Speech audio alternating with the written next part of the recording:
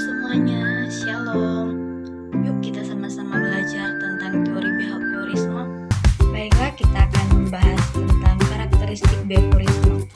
Nah, teori ini merupakan teori psikologis yang memfokuskan pada perilaku yang dapat diamati dan diukur, serta bagaimana lingkungan mempengaruhi perilaku tersebut. Nah, teori behaviorisme ini juga percaya bahwa perilaku manusia dapat diubah atau dimodifikasi melalui pengalaman dan lingkungan yang diberikan kepada seseorang. Nah, teori behaviorisme ini juga mengemukakan bahwa belajar terjadi melalui 3 proses utama, yaitu yang pertama ada pembentukan asosiasi antara stimulus dan respons atau classical conditioning, yang dimana proses ini ditemukan oleh Ivan Pavlov. Yang pembentukan asosiasi antara stimulus dan respon terjadi ketika mempelajari hubungan antara stimulus yang tidak berhubungan dengan respon serta stimulus yang berhubungan dengan respon. Nah, contohnya itu ada saat seseorang merespon suatu bel ketika makan siang, karena sebelumnya suara bel itu selalu muncul sebelum waktunya makan siang. Dan yang kedua, pembentukan asosiasi antara perilaku dan konsekuensi atau operant conditioning, di mana proses ini ditemukan oleh B.F. Skinner. Pembentukan asosiasi antara perilaku dan konsekuensi terjadi ketika perilaku seseorang dipengaruhi oleh konsekuensi yang terjadi setelah perilaku tersebut dilakukan. Nah, misalnya jika seseorang melakukan tindakan yang diikuti dengan penguatan positif seperti pujian, maka kemungkinan besar tindakan tersebut akan diulang lagi. Dan yang ketiga, belajar melalui pengamatan dan imitasi atau observational learning, yang dimana proses ini juga ditemukan oleh Albert Bandura mengenai belajar melalui pengamatan dan imitasi terjadi ketika seseorang mempelajari perilaku melalui pengamatan dan imitasi dari orang lain. Nah, contohnya anak-anak dapat mempelajari perilaku dari orang tua atau teman sebayanya. Nah, ketiga proses tersebut menunjukkan bahwa perilaku seseorang dapat dipelajari melalui interaksi dengan lingkungan dan dipengaruhi oleh konsekuensi yang terjadi setelah perilaku tersebut dilakukan. Nah, teori behaviorisme ini juga menganggap bahwa belajar terjadi melalui penjajaran atau conditioning, di mana penjajaran juga dibagi menjadi 2 jenis, yaitu penjajaran klasik atau classical conditioning dan penjajaran operant atau operant conditioning. Nah, penjajaran klasik ini terjadi ketika suatu stimulus yang awalnya tidak memproduksi respons diikuti dengan stimulus yang lain yang dapat memproduksi respon. Penjajaran operant terjadi ketika suatu perilaku diikuti oleh penguatan yang dapat meningkatkan kemungkinan perilaku tersebut terjadi lagi di masa depan. Kelebihan dan kekurangan behaviorisme. Nah, kelebihannya yang pertama, objektif dan dapat diukur. Teori ini memfokuskan pada perilaku yang dapat diamati dan diukur, sehingga pembelajaran dapat diukur dengan cara yang objektif. Nah, dan yang kedua, mendorong penggunaan penguatan positif, yang dimana juga memandang bahwa penguatan positif dapat meningkatkan kemungkinan perilaku yang diinginkan terjadi. Hal ini juga dapat meningkatkan motivasi dan kepercayaan diri seorang siswa. Yang ketiga, dapat diterapkan dalam berbagai konteks. Teori ini juga dapat diterapkan dalam berbagai konteks seperti pendidikan, bisnis, dan psikoterapi. Dan yang terakhir, memberikan fokus pada lingkungan.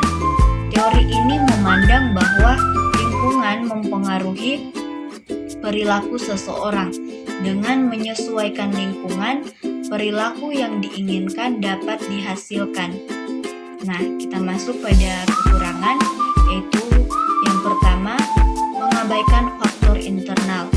Teori ini kurang mempertimbangkan faktor internal seperti pikiran, emosi, dan motivasi dalam pengambilan keputusan. Dan yang kedua, tidak menjelaskan pengalaman manusia secara menyeluruh. Teori ini memfokuskan pada pengamatan perilaku, namun tidak menjelaskan pengalaman manusia secara menyeluruh. Nah, yang ketiga, memperhatikan hanya satu aspek dari pembelajaran. Teori ini hanya memperhatikan satu aspek dari pembelajaran, yaitu perilaku, dan mengabaikan aspek-aspek lain seperti kognitif dan afektif. Nah, yang keempat, tidak mempertimbangkan variabel yang tidak dapat diukur.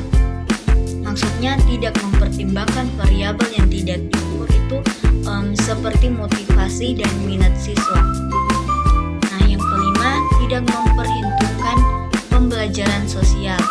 Teori ini tidak memperhitungkan pembelajaran sosial melalui interaksi sosial atau lingkungan sosial.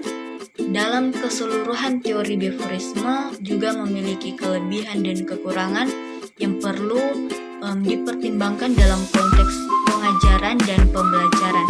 Nah, oleh karena itu penting untuk mempertimbangkan berbagai faktor dan teori lainnya saat merancang strategi pengajaran dan pembelajaran.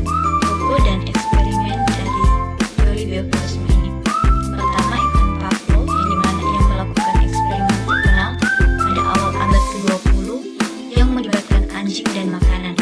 Eksperimen ini bertujuan untuk mempelajari kondisi refleks pada hewan dan bagaimana perilaku dapat dipelajari melalui proses conditioning. Dan kemudian ada beberapa rangkuman eksperimen dari Pavlov sendiri.